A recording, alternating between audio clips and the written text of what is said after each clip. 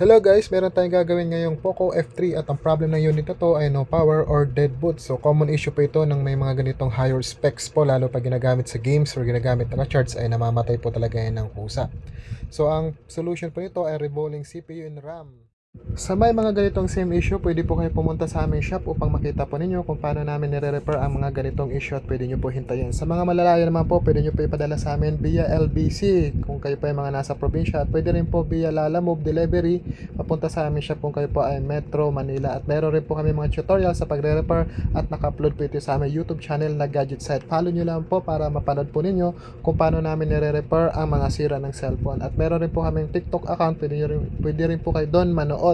At may mga videos din kami sa aming FB page ng mga pagre-repair. So yun lang ating ginawa ngayon. Poco F3 dead boot issue, revolving CPU and RAM successfully. Thank you and good day to all of you.